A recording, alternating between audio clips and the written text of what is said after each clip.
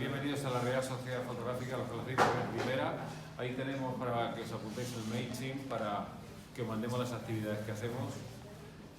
Hoy contamos con la presencia de Juan Pedro Revuelta, que nos hablará en una primera parte de su experiencia de trabajo con el daguerrotipo Becquerel, el colodión húmedo y la platinotipia. Inició su investigación con estos procesos en el año 2012 y en la actualidad imparte talleres de platinotipia, colodión húmedo y daguerrotipo Becquerel en su estudio de Madrid.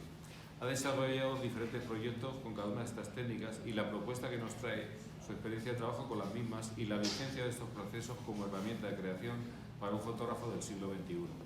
El valor añadido de esta ponencia será mostrar, como podéis ver, piezas originales de diversos formatos para que el público asistente pueda observar de primera mano la belleza de estas piezas.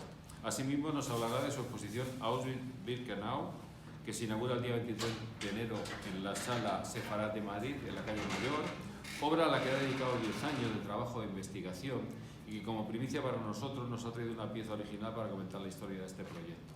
Tenéis que hacer, si estáis interesados en acudir el jueves 23, tenéis que hacer la aplicación en el Centro Sefarad, en la web, para poder solicitar la invitación a la inauguración. Y sin más, pues os dejamos con Juan Pedro. Muchísimas gracias, Enrique. Vale. Bueno, buenas tardes, muchas gracias a todos por haber venido. Y voy a hacer una primera introducción virtual, explicando la génesis de las tres técnicas que utilizo: el colodión húmedo, daguerrotipo Becquerel, aunque también he traído un daguerrotipo de mercurio para que veáis las diferencias, y luego la platinotipia. Y dentro de la platinotipia,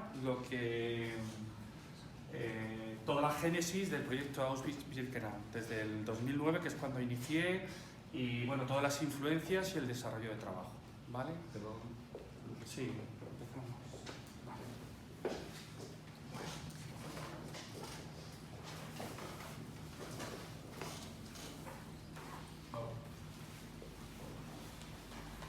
Bueno, realmente yo, como tal, como fotógrafo, bueno, llevo desde 1990, tengo mi propio estudio, pero hasta el 2012, que me vi en la obligación para dar un corpus y una materialidad al proyecto de Auschwitz, yo no me había introducido con el tema de los procesos del 19. Yo me vi obligado, para poder materializar el proyecto, a aprender la platinotipia. Me llevó 2 años de forma autodidacta poder hacerme con más o menos el manejo y el control de ese proceso, que es, cuando no sabes, es muy caro y los errores los pagas con mucha pasta. Pero mi formación y de donde vengo, donde yo realmente soy especialista como fotógrafo, es en iluminación, ¿vale? Iluminación en estudio, y soy especialista en el manejo de flashes, en concreto con color. Por eso, cuando yo he aplicado estas técnicas, sobre todo el colodión húmedo, que ahí os voy a enseñar una pieza que he traído expresamente, he querido aplicar todo lo que yo sabía en mi bagaje como profesional, como iluminador de flash de estudio, en una técnica del 19. Y el maridaje es espectacular porque funciona, ¿vale? No tanto en el daguerrotipo Becquerel, porque su sensibilidad es muy baja, pero en el colodión sí. Mira. Entonces, bueno, voy a empezar. Yo no soy un teórico, yo me considero un fotógrafo en estado puro, y el tema de la formación realmente ha sido este año y algo del 17, 18, pero sobre todo en el 2019 es cuando realmente he empezado a dar talleres. Me ha sido muy gratificante, pero yo me considero por encima de todo un fotógrafo en la práctica. Entonces, no voy a entrar ahora en disquisiciones históricas de cuándo se inventó el colodión, el daguerrotipo, porque hay muchísima gente mejor que yo que se lo sabe de memoria. Yo lo que voy a explicar son mi experiencia con estos procesos, cómo yo los he visto y sobre todo cómo los he trasladado en la actualidad. Entonces, pensar que es la visión de un fotógrafo moderno del siglo XXI que ha utilizado técnicas del 19. Sin más rollo, voy a empezar. Bueno, para que las personas que no hayáis visto cómo se hace un colodión, yo me voy a acompañar de diferentes vídeos.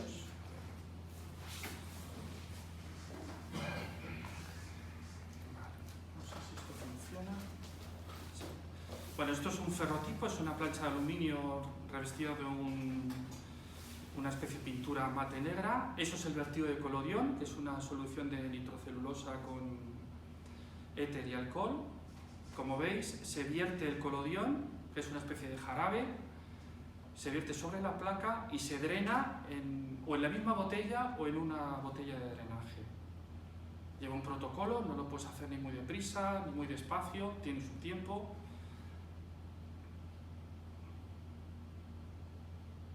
Y bueno, lleva una agitación de vaivén para que el colodión se reparta uniformemente. Una vez que ya está no seco sino mordiente, se introduce en un baño de nitrato de plata, que es lo que va a hacer que la placa sea sensible. Realmente lo que hace que el nitrato de plata sea sensible son las sales con las que hemos preparado el colodión. Exacto. Bueno, eso pongo este vídeo para que podáis entender lo que es el protocolo. Antes de hacer una foto, tenemos que preparar nuestro negativo. Y el hándicap es que el nitrato de plata no se puede secar, con lo cual el fotógrafo tiene una presión de tiempo hasta que hace la toma.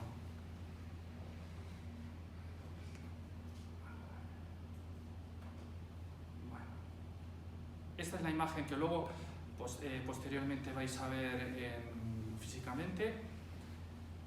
La sensibilidad más o menos del colodión, depende cómo lo sales, es como un 1 ASA, ¿vale? Esta imagen no tiene Photoshop, por supuesto. Para mí es una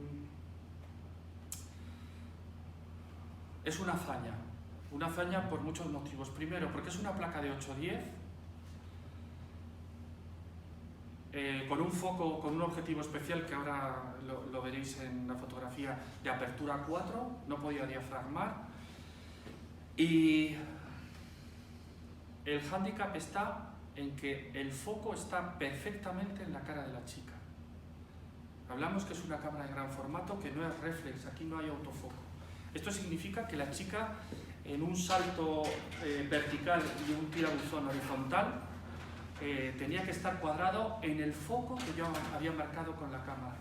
Si alguien ha trabajado con una cámara de gran formato, sobre todo una cámara de 810, que la profundidad de campo es muy limitada, sabe de lo que estoy hablando. Si os fijáis, el foco está exactamente donde yo lo había definido, en los ojos.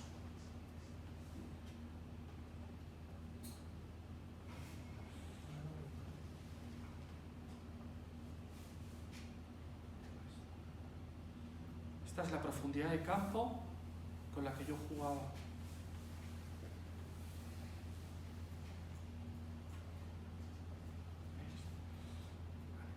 Esta imagen para mí es, no sé, me parece única porque nunca antes había hecho un colodión con una congelación del movimiento. En digital es muy fácil congelar, bueno, relativamente fácil congelar el movimiento por la sensibilidad y el ratio, la latitud que puedan tener los sensores. Pero con una técnica como el colodión, que es un 1 ASA y tiene un rango dinámico tan corto, el poder iluminar una escena y congelar una imagen así es una hazaña que yo no la había visto antes, pero tampoco la he visto después. Para mí es una foto única en la historia y en el mundo ahora. Ahora veréis, porque hice como 8 tomas y lógicamente no todas eran perfectas.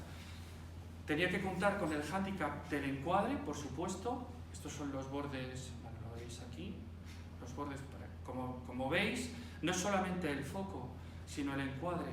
Yo tenía que disparar en el momento exacto donde de alguna manera intuía dónde la cara de la chica y sobre todo sus ojos estaban a foco, y tenía que visualizar la expresión corporal para que entrara dentro de la placa.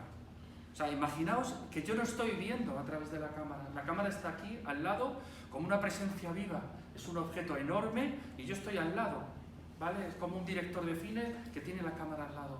El hecho de disparar en el momento exacto, porque yo estoy visualizando en mi cabeza justamente el encuadre y el foco, para mí es una hazaña, ¿vale? Normalmente estas técnicas se asocian a tiempos de exposición muy largos, gente o sea, objetos estáticos, bodegones o personas que siempre están sujetas siempre con los sujetacabezas como eran del siglo XIX. Entonces, imágenes, retratos muy estáticos. El hecho de utilizar una técnica así, que su asociación es a tiempos de exposición muy largos, actitudes muy rígidas, muy estáticas, a hacer un salto en movimiento, a mí bueno, yo creo que es una forma de revitalizar una técnica del 19.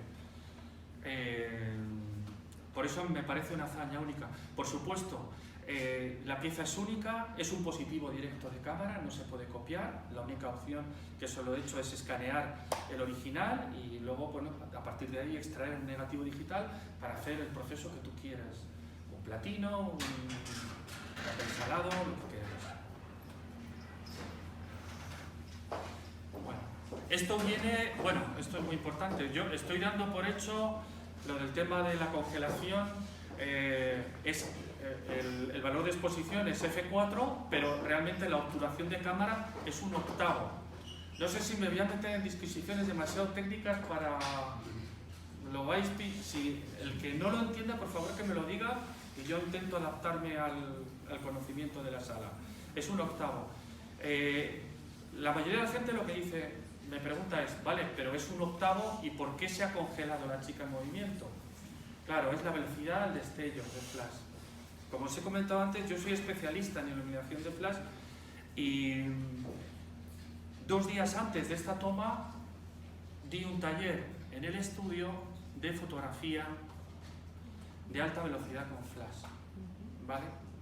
Entonces, partiendo del conocimiento de congelar una imagen como las gotas del agua, ¿vale?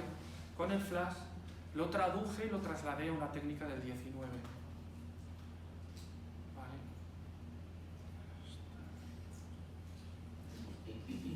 ¿Alguna pregunta? Me podéis preguntar si queréis, así es más dinámico y no me voy enrollando yo. Entre otras cosas porque empiezo a divagar y lo mismo me salto por otro lado. Vale, entendiendo el tema del destello. Ahora vamos a la cámara.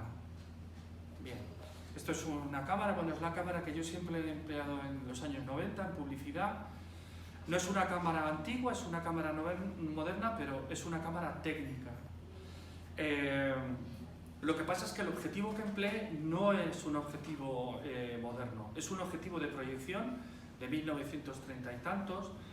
Es maravilloso, bueno, su diseño es un triplete de Puck, está muy bien, pero como os he comentado antes, no puedo diafragmar, con lo cual estoy a diafragma abierto.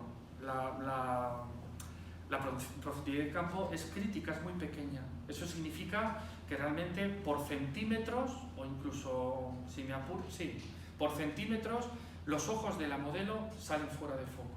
Si, como sabréis casi todos, si diafragmamos con la profundidad de campo podemos compensar hasta cierto punto errores del foco. En este caso, este es el objetivo, viene pelado porque es un objetivo de proyección, pero necesito un obturador central, ¿vale? Esto es muy importante porque en el momento del disparo yo tengo que sincronizar el destello como hace cualquier cámara reflex. Eso que estamos dando por hecho aquí cuando utilizamos procesos del 19 y herramientas del 19 tenemos que adaptar y es un pelín más complicado. La adaptación es un obturador, ¿vale? Este es un obturador mecánico, por el otro lado viene la célula del infrarrojo. Entonces yo cuando disparaba a un octavo, ¡paf! En el momento del disparo, al darle un octavo daba un pelín más de tiempo para compensar las diferencias, ¿vale? Pero realmente es en el disparo, ¡pum!, hay poco desfase, de un 250avo, que es el destello, a un octavo. Bueno, y ahora viene la madre del cordero. Bueno, aparte de lo que era la técnica, más o menos si eres cuidadoso con la técnica y no muy guarrete y practicas, pues más o menos las placas te salen limpias. No tienen ostras, no tienen defectos evidentes de revelado, pero la madre del cordero de esta técnica, de la que hay poca gente o pocos coleccionistas puedan hacer esta imagen, es porque está iluminada para una alta velocidad.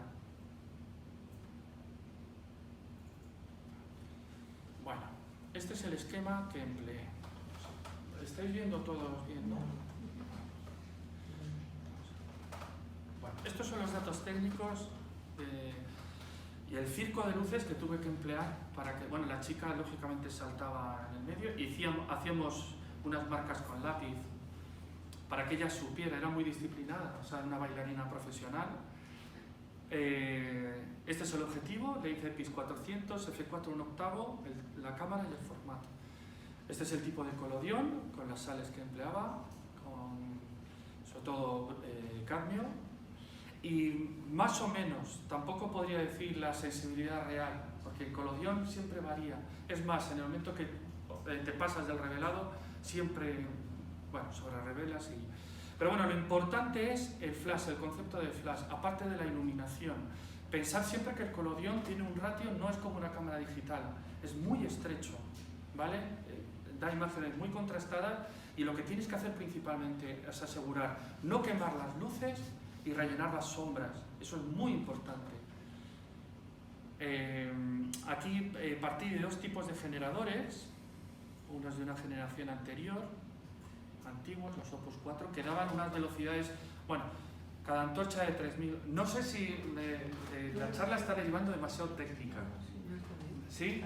¿Demasiado? No. ¿O bajo el...? Disculpa, Sí. ¿utilizas también alguna vez las sales de amonio o de potasio? No, yo soy muy básico. Yo Sí. cuando encuentro algo que me gusta ya no me complico. Ajá. Ya intento perfeccionar la técnica porque he entendido que en estos procesos, más que probar mucho, lo más importante es practicar. Y para conocer es igual que cuando antes revelábamos películas, diapositivas. Yo siempre usaba la misma combinación, película-revelador, realmente para conocer el proceso y el protocolo. Yo creo que solo he utilizado una fórmula, la Osterman, de colodión. Claro que hay muchas más, pero prefiero saber los parámetros y algo muy importante en los procesos del 19, practicar y trabajar durante todo el año. Eso es lo más importante, porque más que estar cambiando, porque te puedes volver loco con fórmulas, con reveladores y al final no sabes lo que estás haciendo, lo importante es ser como un elefante, seguir un camino y que los resultados y los parámetros sean muy parecidos en invierno, primavera, verano y otoño, porque cambia muchísimo, muchísimo. Los parámetros de humedad y de temperatura en estos procesos lo son todo, lo son todo. Entonces, si tú a la ecuación pones diferentes combinaciones y diferentes recetas, te vuelves loco. Además, cuando ya tienes la formulación que te funciona, y ya, claro, en estos procesos está la parte de cocina que debes controlar, que tiene que ser regular, y luego está la parte creativa de la toma. Tu cerebro, como fotógrafo, tiene que adaptarse a estos procesos. Hay otro protocolo. Y es muy importante porque cuanto más los usas, más te vas convirtiendo en un hombre del siglo XIX. Esto parece una tontería, pero el tempo y el reloj interno que tenemos se va adaptando a unas esperas. El colodión hay que dejar que madure para luego decantarlo. No lo debes tirar, porque al igual que un coñac, va evolucionando en barrica, ¿vale?, entre comillas, y cuando se va volviendo viejito tiene propiedades distintas, es muy bonito, ¿vale? O sea, la química orgánica de estos procesos es para descubrirse ante ella y crear en función de su evolución y de su maduración, ¿vale? Entonces, claro, es un protocolo totalmente contrario a la era digital. La era digital es la inmediatez. Yo, como digo, es la soberbia de quiero ya todo porque yo lo valgo. No. La mayor enseñanza que a mí me han podido dar estos procesos es enseñarme humildad. Por lo que más agradecido estoy. Humildad. Porque cuando tú te crees que los conoces, te cae una piedra enorme, un mazazo, ¡paf! Y te vuelve humilde, ¿vale? Yo siempre cuando me enfrento a hacer un daguerrotipo, incluso un platino, tiemblo. Siempre hay lo que antiguamente llamaban los fotógrafos, bueno, eso me lo decían mis maestros, que en todo laboratorio siempre había un duende, y si el duende te dejaba, las cosas salían y empezabas a copiar como los ángeles. Pero si el duende estaba torcido y no te dejaba, o sea, no solo no copiabas bien, sino no virabas bien. El viraje y la reducción era donde ahí de repente aparecía el fantasma. Y tú tenías una copia perfectamente fijada, la reducías y al virar, por ejemplo, decías, quiero el tono exacto a la tiurea de no sé qué, ¡paf! Y de repente no sabías por qué y hacías ras y te salen las manchas. Eso ocurre con el daguerrotipo. El daguerrotipo de mercurio, después del fijado, cuando tienes que hacer lo que llaman el gilded, que es el dorado, que tienes que calentar la placa con una especie de soplete o con una vela, si todos los parámetros anteriores no están bien, de repente una imagen que era preciosa hace ras y se destroza. Y eso significa literalmente días de trabajo. Entonces, eso es... tienes que cultivar la paciencia y decir, no importa, ¿no? Entonces, otra vez y otra vez. Entonces, claro, ejercitas la constancia, la fortaleza, el no derrumbarte. Por eso, cuando tienes un daguerrotipo perfecto, es un triunfo. Yo, como fotógrafo, cuando me salió el primero, yo había escalado el K2. Yo lo sentía, o sea, era... No me importa que no guste el daguerrotipo, la gente no lo entienda, pero que me haya salido bien, perfecto. Luego los daguerrotipos evolucionan, el que diga que no miente como un bellaco. Pero si tú aceptas la evolución del proceso, es muy bonito, porque la pieza envejece como envejeces tú. Entonces, si tú no aceptas el envejecimiento de tu trabajo, no estás aceptando tu propio envejecimiento, ¿sabes? Yo siempre digo que el tiempo construye en las piezas, en el trabajo, porque el tiempo erosiona físicamente, pero erosiona en la memoria, y eso es muy bonito, porque es muy bonito poder ver tu trabajo con una perspectiva distinta a la que tú tenías cuando empezaste. Yo cuando empecé tenía fotógrafos que eran para mí dioses, y ahora para mí son infumables. No los puedo ni soportar, no los veo.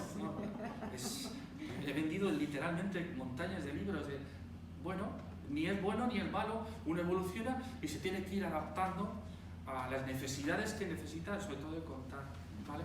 Bueno, rollo técnico, 3200 vatios, un 125 hago y un 250 hago. Eso significa la velocidad de sincronización, la velocidad de destello del flash. Bueno, esta es la marcionada, la cosa de haber hecho...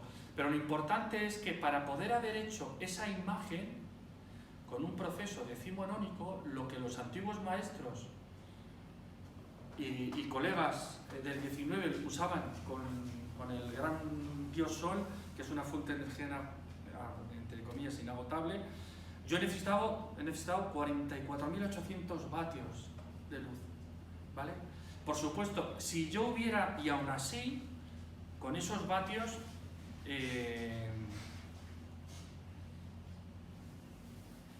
la imagen no es perfecta. Y esto lo voy a contar porque no me importa. Porque es como decir, bueno, pues escalé sin oxígeno, ¿no? Bueno, no importa, pero subí, ¿sabes? Si os fijáis, en el destello de los ojos no sale un punto de luz exacto, como cuando disparáis con flash con vuestra cámara. Ahí hay una especie de estrella. Eso significa que se han cruzado, y aparte del movimiento que ha hecho la chica, se han cruzado las dos fuentes de luz del flash. Una fuente de luz viajaba a un 125avo y otra a un 250. Esto se ve también muy bien. Si tengo el ratón aquí.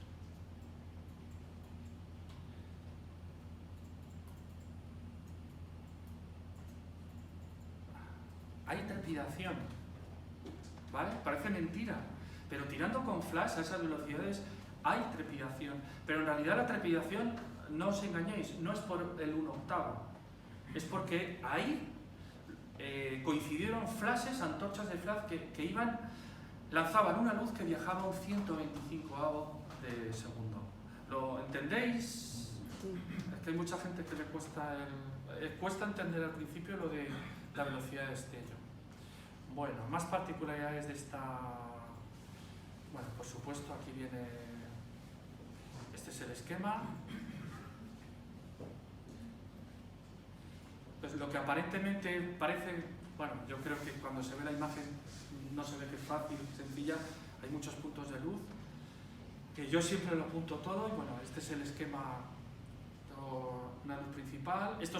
Estas dos antorchas son las que llevaban la luz que viajaba a un 250 A. Esto es, bueno, una particularidad de... Y todo lo tienes el foco directo, no tienes ventana ni nada, ningún difusor. Nada, nada. De hecho, al principio, porque comentaban algunos maestros americanos que había que quitar el cristal de protección del flash, del Pyrex, porque el hecho de llevar el tintado de protección para dar los 5000 o 5500 grados Kelvin hacía que podía reducir un poco la potencia. No, te da lo mismo. Pero sí es importante tener el cristal, que por cierto os recomiendo siempre con estos que haya un cristal de protección, por una sencilla razón. Si la lámpara de modelado estalla, por añadidura golpean el tubo de destello y estalla el tubo de destello, ¿vale? Y eso es importante porque en una persona puedes dejarla ciega. Eso a lo mejor no lo dicen en los libros de instrucciones o la gente que os vende los flashes, pero recordad siempre que no debéis poner un tubo de flash nunca directo, porque pueden estallar. A mí me ha estallado solamente una vez, en 30 años, pero pasa. Y pasa porque la cagué, porque toqué la lámpara halógena de modelado con los dedos. Eso hizo que la grasa de la piel hiciera una diferencia térmica, porque al quemarse la grasa, estalló, y al golpear la bombilla de tungsteno, dio en el tubo de flash y pegó. Bueno, este es otro ejemplo de cómo marcamos, ¿vale? Siempre con cinta, para que, esto en este caso es un taburete, pero estos son los pies. Yo cuando hago un retrato es como el cine, y esto, la razón de ser es ya no tanto por la exposición, sino por el foco, ¿vale? El foco es fundamental. Esto es un esquema básico, ya no me acuerdo qué foto era. Esta foto la pongo para...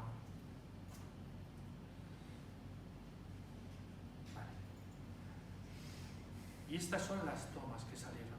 Yo cuando hice esta imagen tampoco pilotaba mucho el collodion. No es que lo pilote ahora y sea un experto, pero sí que me gusta poner la secuencia. Son 5 horas de trabajo y quiero que os hagáis una idea de la presión que tiene que sentir el fotógrafo al preparar la placa, poner en el chasis, limpiar los reversos de la placa de nitrato de plata. Yo aquí utilizaba, porque no sabía, chasis de Lisco Fidelity tuneados, que tienen todas las ranuras para la película, y eso es horroroso porque se inundan de nitrato de plata. Y claro, yo en aquel entonces no sabía que eso iba acumulando nitrato de plata y al final hacía esto, ¿vale? O sea, todas estas cosas yo no sabía lo que eran. Bueno, ahí sobre revelado, hasta al principio vas bastante ciego, porque aunque tú pienses que estás midiendo la luz, no sé por qué, pero nunca es exacto y preciso. Solo a la tercera o cuarta placa, después de repetir los resultados, también es cierto que te pones más nervioso y sobre revelas.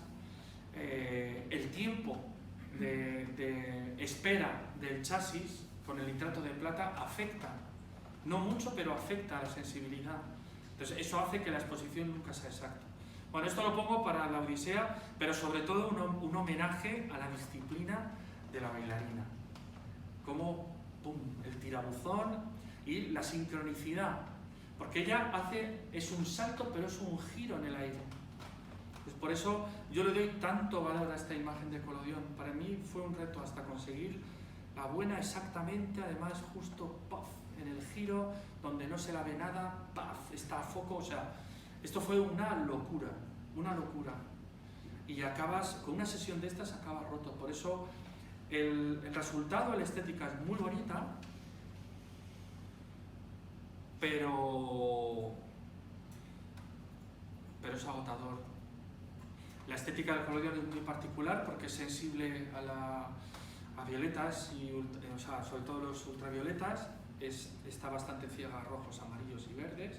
Entonces, bueno, depende de la dermis y las pieles, pues hay gente que sale más morena o o más clarita. En este caso además es que la chica, ajustamos también, estaba maquillada, porque además está maquillada. Y también otra de las cosas que produce el colodión es que con el maquillaje es una máscara, entonces de repente, ¡pum!, la reflexión que hace la luz y la percepción que tiene el colodión de una base de maquillaje no es igual que la dermis. Entonces muchas veces hay gente que parece que salen las caras muy pálidas y muy artificiales. Por eso también debes acertar con el maquillaje exacto de la persona. Bueno.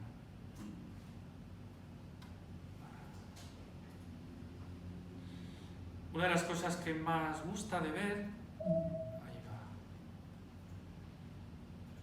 es el tema del fijado del colodión, que es cuando se produce la inversión de la imagen.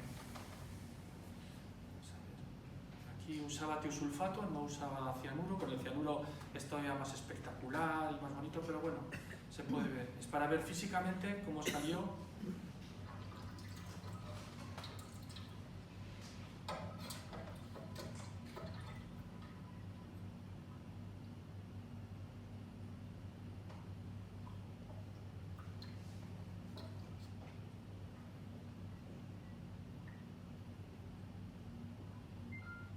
La imagen se está invirtiendo. Es algo muy mágico, es muy físico. Cuando lo ves en directo es muy bonito de ver. No sé si esta, no, creo que no sé si es la que os voy a enseñar, pero bueno, es del mismo día.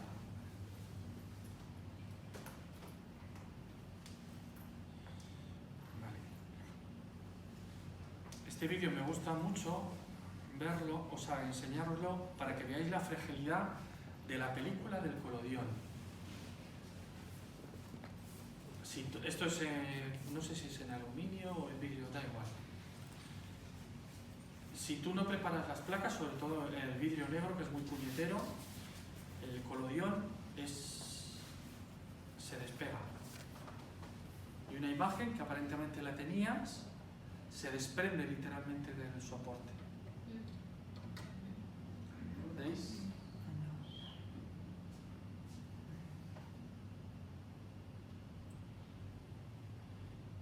Entonces lo que contiene la imagen es una película muy, muy ligera.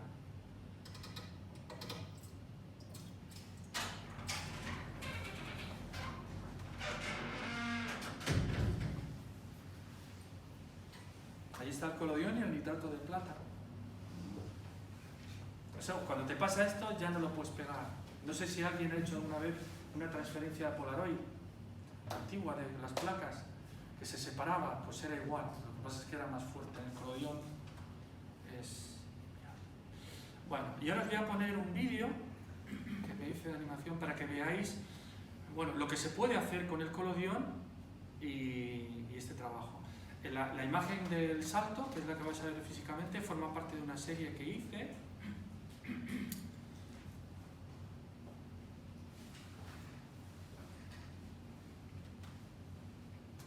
De desnudos.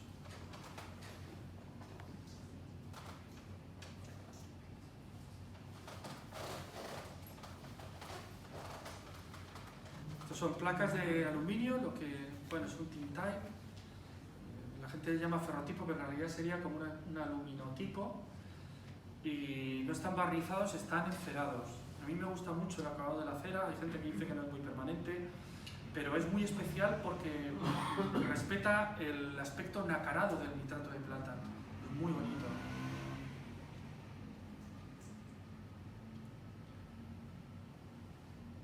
No olvidéis nunca, insisto mucho, el ratio de contraste que tiene el colodión.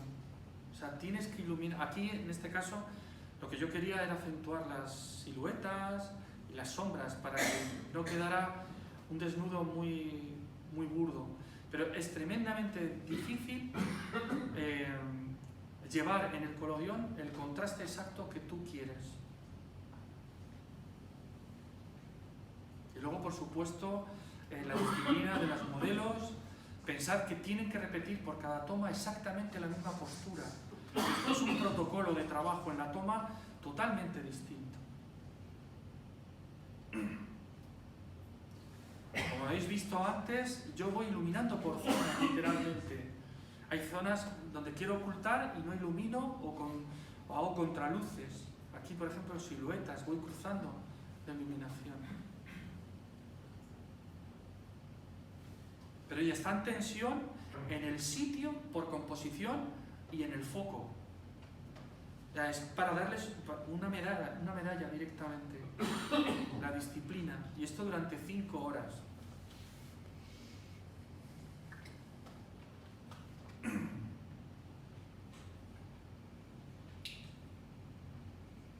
Claro, esto es relativamente fácil, entre comillas, con este formato. Si tú quieres hacer esto con formatos mayores, cuando la profundidad de campo es menor, o con un objetivo que diafragmas, pues necesitaría 100.000 vatios. O sea, es una locura. O sea, llega un momento que para obtener una imagen así, tienes que tener una relación de tamaño equitativa para la luz que necesitas.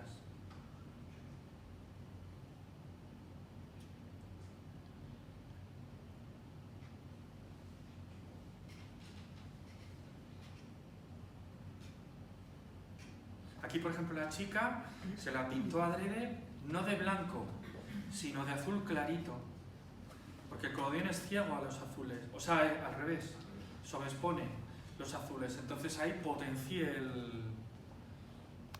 porque me di cuenta que un azul clarito es mucho más sensible al collodion que el propio blanco. Todavía le gusta más el azul que el blanco. Bueno, y esto es una especie de... Este es el pase de collodion. Vamos a ver otra técnica, el daguerrotipo Becquerel. Vale. El daguerrotipo, bueno, a mí la particularidad, probablemente para mí es la técnica que más me gusta.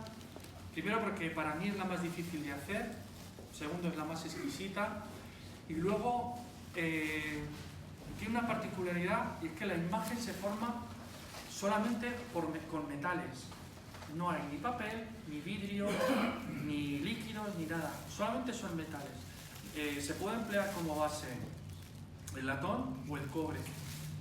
Yo empleo, bueno, los ortodoxos y los americanos, y sobre todo en el 19 se empleaba cobre, pero a mí me gusta más el latón. Es más duro y se pule mucho mejor, es más perfecto, ¿vale? Aquí hay un lote de placas de 8×10, que son los daguerrotipos dos de los daguerrotipos que me he traído. Las placas hay que prepararlas porque hay que pulir los bordes y hay que redondear. Todo esto se hace porque luego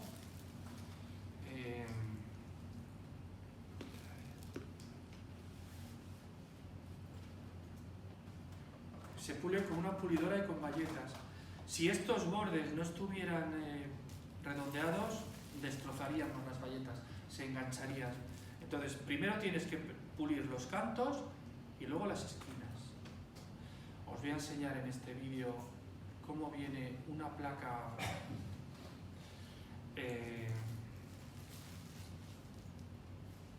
bueno, se usan dos tipos.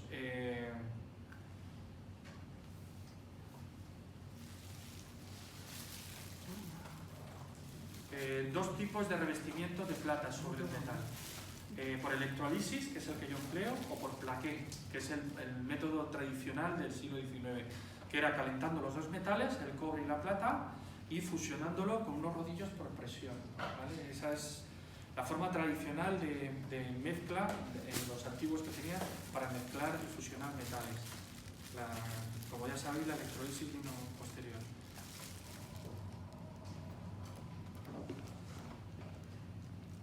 Este es el acabado de nacarado que viene cómo viene una placa de plata después de la electrolisis.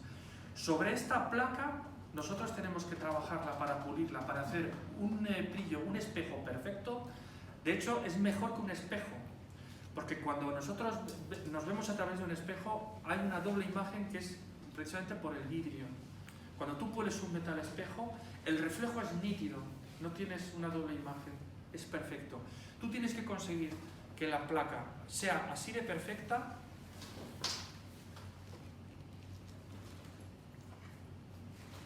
para obtener precisamente la definición y los negros de la imagen. Si tú no tienes porque además los negros se obtienen por reflexión de una superficie negra. Por eso lo ideal para visualizar un daguerrotipo siempre es con una iluminación especial y sobre todo ir de negro y sobre paredes negras. Si os fijáis alguna exposición que ha habido de daguerrotipos, siempre se pintan las paredes de negro y hay una luz puntual cenital. Bueno, este es el pulido, se usan pastas de pulido básicamente de óxido de hierro. Se pule hasta conseguir el espejo. Esa placa que antes habíais visto nacarada, que mate, hay que pulir y pulir y pulir y pulir hasta conseguir el espejo perfecto. Después de las pulidoras hay que pasar por una especie de pads que son de terciopelo de algodón para luego a partir de ahí hacer con un pulido muy finito. O sea, la superficie del metal para un daguerrotipo se va trabajando por capas y por densidades, vas de más a menos. De hecho, la mejor plata es la del final, la que está en contacto con el metal de base, que es la más blandita, es la más delicada. Pero hasta llegar ahí, que estamos hablando de normalmente unas de 30 micras, tú tienes que ir puliendo de forma muy fina, porque si te pasas puedes desbastar haciendo calvas o incluso hacer arañazos, o con la bayeta lo que llamamos tortellines, que salen unos tirabuzones que te hacen polvo. Tú tienes que ir decapando la plata cada vez más. De hecho, cuando en una imagen nos equivocamos y sale subexpuesta o sobreexpuesta, no tiramos la placa, nosotros borramos la imagen, ¿vale? Y cuando tú ya has hecho 3 o 4 fotos y ya las borras, las últimas, las que salen, tú vas notando que las imágenes son más delicadas, más bonitas. Entonces es una preciosidad el efecto, hay una sutileza distinta. Cuando tú haces la primera imagen sobre la plata de fuera, que es una plata más vasta, la imagen es como, no sé cómo explicarlo, es más burda, ¿sabes? No es delicada. Aquí pasando con el pad, con una ventosita, y allí es la misma placa cuando ya está pulida. Las motas que hay, no son eso es polvo que ha caído. Entonces, para hacer un daguerrotipo, tú tienes que partir de una placa de metal así, perfectamente pulida. La plata es tan blanda que tú pasas el dedo y literalmente con la piel arañas la plata, de lo blanda que es. Vale, el siguiente paso, la plata así no es sensible, ¿vale? Como en el colodión, o sea, para poder sensibilizar la plata hay que someterla a vapores de yodo. En el caso del becquerel solo son vapores de yodo, y en el caso de mercurio, yodo y bromo. El bromo es un acelerador y es el agente que nos amplía el rango tonal de la placa de plata. Aquí hay una caja donde hay perlas de yodo, esto es una especie de corredera y ahí se van pasando. La placa tiene que estar caliente y a partir de ahí se va sensibilizando. Cuando la plata se somete a los vapores de yodo, va cogiendo una coloración. Es muy bonito porque hace como un arco iris. Empieza con un amarillo, pasa por el magenta, luego pasa por el azul, o sea, de muy rosa fuerte, el azul. Ese es el primer ciclo y luego se repite otra vez, ¿vale? En el color exacto, que es un amarillo magenta, ahí es donde tienes un ratio óptimo y una sensibilidad. Por cierto, la sensibilidad de un daguerrotipo becquerel es 0,0006 ISO. O sea, imaginaos los tiempos de exposición, o si quieres usar flash. Bueno, pues yo he usado flash con 0,006 ISO y me hizo un autorretrato. Ahora os lo veréis. O sea, tampoco he visto a nadie hacerse un becquerel, sí de mercurio, pero becquerel no. Bueno, esto es para vigilar la temperatura. Y la sensibilización se hace con la luz de una vela. En una reflexión de un panel blanco, con el reflejo de la placa, como es tan brillante, justamente en el reflejo tú vas viendo la coloración. y te estás basando en los bordes de la placa, porque lógicamente en lo que es el chasis de la corredera hay unas partes donde el vapor del yodo no se coge y ahí tú vas viendo la coloración. A ver.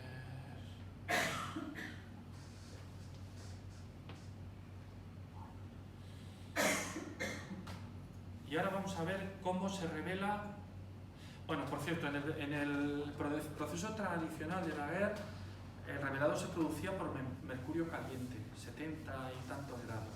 En el caso del Becquerel, que además fue un señor, Edmond Becquerel, el que vio que ese mismo daguerrotipo, si se añadía una exposición adicional con la luz solar y una pantalla roja o ámbar, ahora no recuerdo muy bien, si prolongabas la exposición, la imagen se revelaba y se desarrollaba.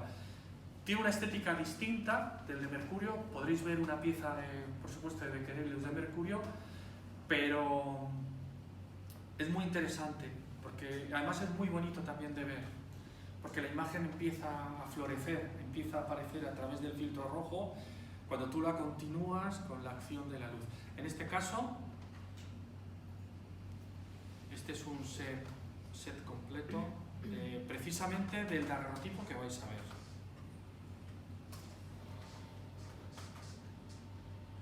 Es muy importante para que no surja velo, no aparezca velo, el refrigerar continuamente el chasis con la placa. La plata no se puede calentar porque en el momento de que se calienta aparece el velo. El velo es el gran enemigo de todos los procesos de nitrato de plata. Eso, los que hayáis revelado negativo, los que hayáis positivado, sabéis que ese es el gran fantasma de la fotografía química.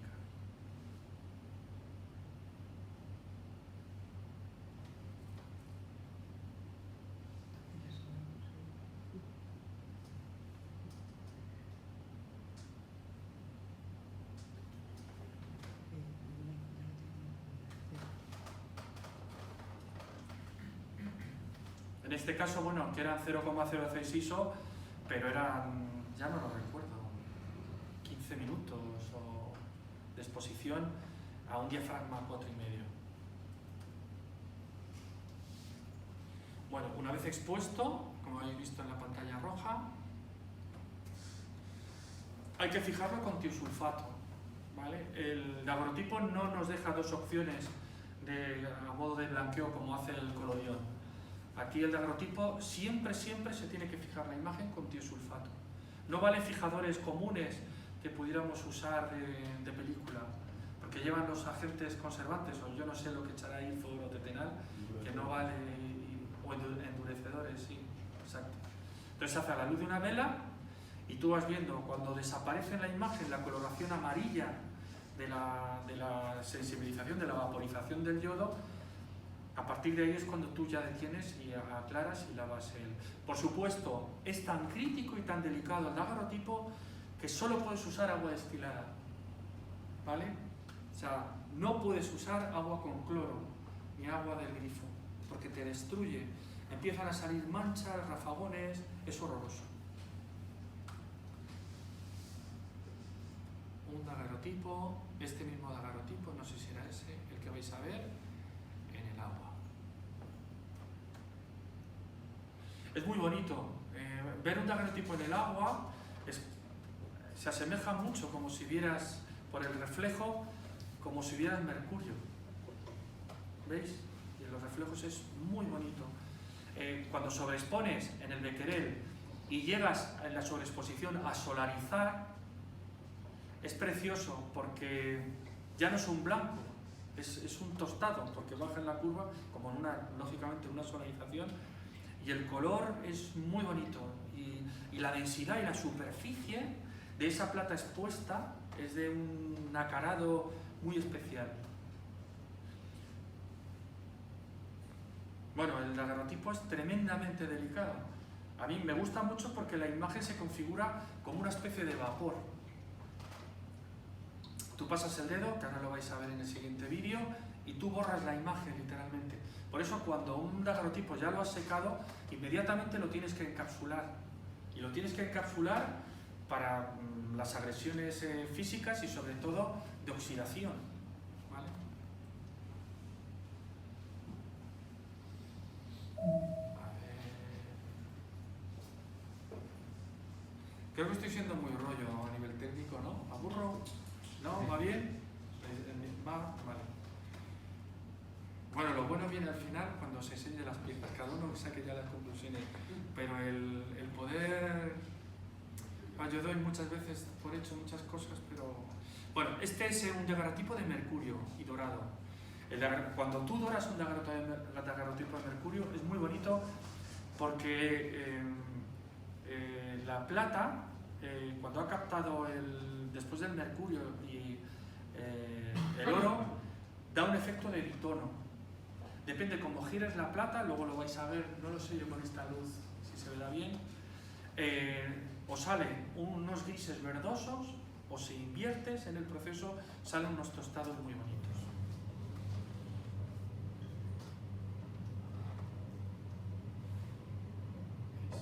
¿Veis cómo la gama tonal y la latitud de este daguerrotipo es distinto al otro? Que era como más... Bueno, es muy especial verlo con tanto reflejo. Yo siempre digo que el daguerrotipo es algo muy físico. Por eso también me gustan estos procesos, no hacer tamaños muy grandes para potenciar la experiencia del visionado unipersonal. Un daguerrotipo solo lo puede ver una persona a la vez.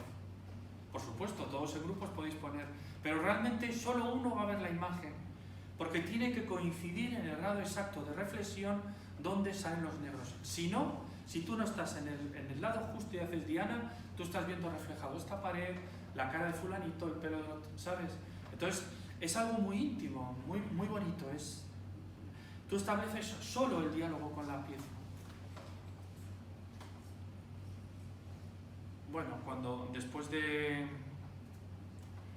lavado hay que secarlo, se seca con un secador muy potente, porque si dejáramos el daguerrotipo secar al aire, como puede secarse un colodión o un papel varitado, te quedan literalmente todos los restregones y todas las gotas. O sea, el poder de la evaporación es tal que te deja la marca. Entonces, para secar un daguerrotipo tiene su técnica, tienes que ir ágil, rápido y no es fácil.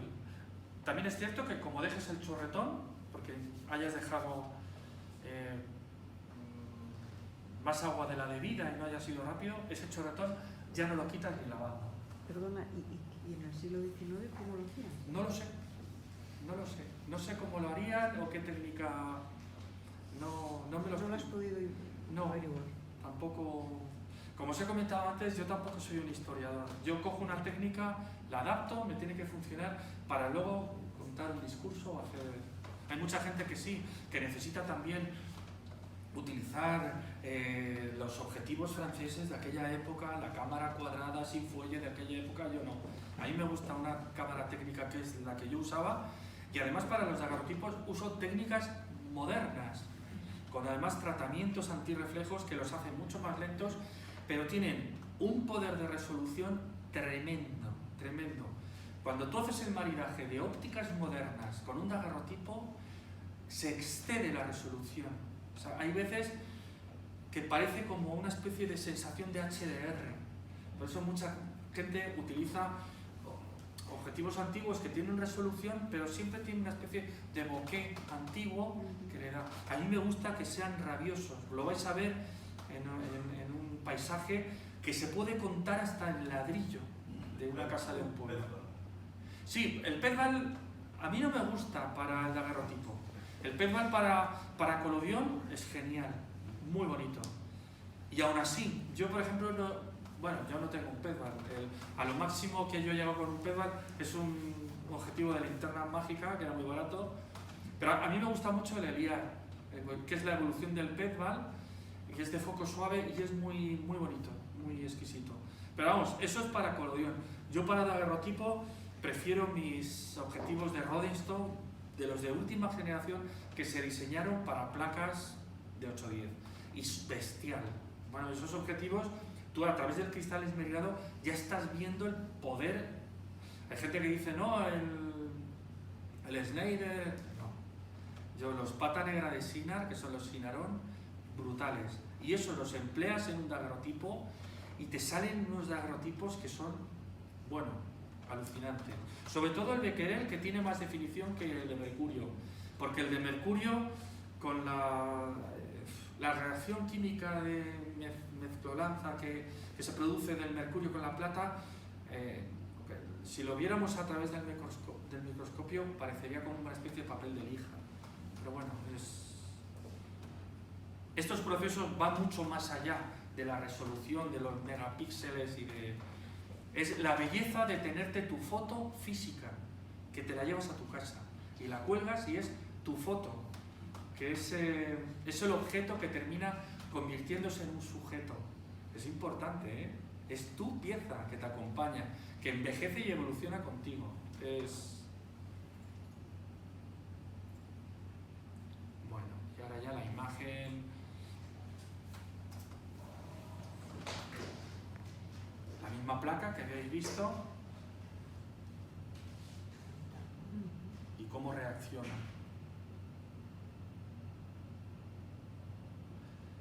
¿Veis cómo brilla? O sea, en una fuente de luz, si tú lo pillas justo en la reflexión, tú no vas a ver la imagen.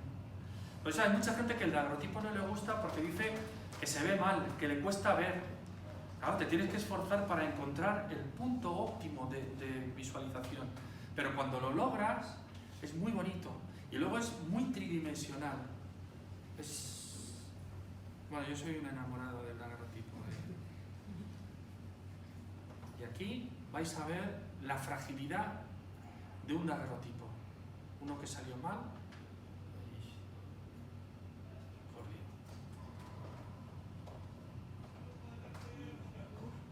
¿Veis? O sea, me llevo directamente los medios tonos y las altas luces.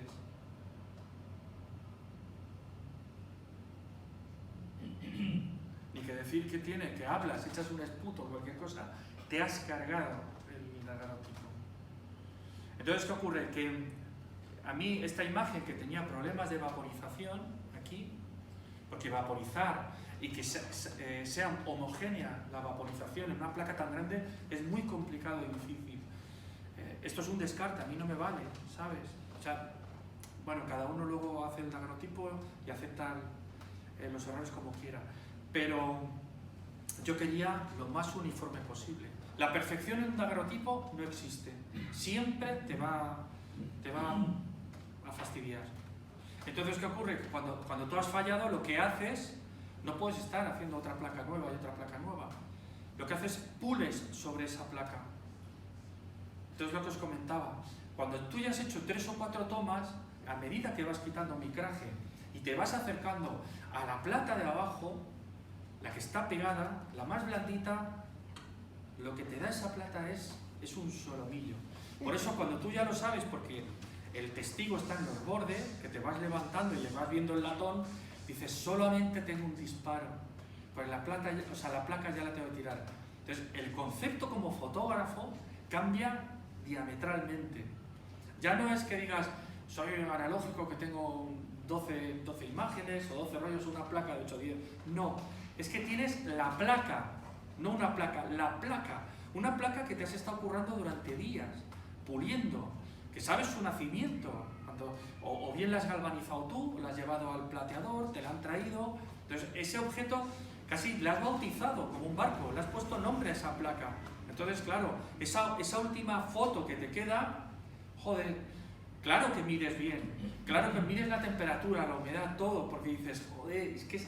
Y en el protocolo tienes que estar a eso, solo hacer eso, ¿vale? Entonces, ¿qué ocurre? Que cuando después de todo eso, y en la última imagen, la foto te ha salido, Dios, qué medalla te pones. O sea, es... ¡buah! No puedes, no entras. Y aún así que me ha pasado en talleres, por agotamiento, a la hora de encapsular, que lo veremos, es este el paso. Yo encapsulo, bueno, es un cristal con un passepartout de pH neutro, que viene todo encintado con una cinta especial, esta de aquí, que se llama P90, que hay que poner doble capa y tal. Bueno, a la hora de colocar el daguerrotipo, si tú la ventana, por lo que sea, pum, porque claro, también es muy difícil, porque pensar que estáis viendo un espejo, entonces ver los bordes exactos y coincidir es complicado. Y hay veces, tú lo pegas porque haces una especie de cruceta, ¿vale? Con cinta. Entonces tienes que tirar por los bordes y arrastrar literalmente, físicamente, por la mesa. Y luego tienes que dar la vuelta, pues como una tortilla. ¡Paf! Al hacer así, si se te mueve y tocan los filos del passepartout, ¡ras! Te ha marcado el daguerrotipo. Entonces dices, ¡ah! Ya estabas a punto de llegar a la cima y de repente en el montaje te lo has cargado. Eso me ha pasado en talleres. Si hacíamos 3 o 4 daguerrotipos, uno de ellos, ¡ras! Y dices... Por eso nunca puedes bajar, en estos procesos, sobre todo el daguerrotipo, nunca puedes bajar la guardia, jamás, hasta que no has puesto la cinta en el último momento en el reverso y ya la has apuntado o la has firmado. ¿Vale? De hecho, encapsular y desencapsular, porque esto es un encapsulado provisional, abrir otra vez y dejar que el oxígeno entre, ya genera una reacción química y empieza a fastidiarte la plata. Y hay muchas veces que empiezan a acelerar motas, manchas y tal, y todo por haber quitado el vacío, haber dejado renovar oxígeno y ese oxígeno atacar y oxidar la plata. Entonces, el cristal entiendo que está por encima del passepartout. Sí. O sea, que no Bueno, hay buena pregunta porque hay muchos americanos que yo lo he visto que literalmente pegan el vidrio al daguerrotipo. Pero yo, por ejemplo, Osterman, él es contrario a jamás. Y eso lo hago con muchos platinos. Los tengo directos porque quedan muy bonitos, con los bordes y tal, al cristal. Pero eso no es bueno. Y además tiene su explicación. Los componentes químicos del cristal, eso lo dicen muchos puristas. Y si es un cristal de museo que lleva tratamiento, eso reacciona. Pensad que está en contacto con la ilusión. Y eso al final fabrica cosas.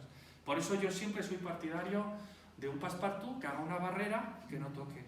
Es decir, si nosotros protegemos la obra detrás y no la pegamos, que usamos charnelas de protección y tal, motivo de más para un daguerrotipo. Pero hay gente... Los antiguos usaban esta especie de passepartout que era horroroso, dorado. Exacto. Hay muchos americanos que para ser más genuinos hacen, y lo hacen con las cajas victorianas y terciopelo y además le meten unos marcos rococós. Bueno, que me estoy enrollando mucho, ¿cómo voy de tiempo? A ver, joder.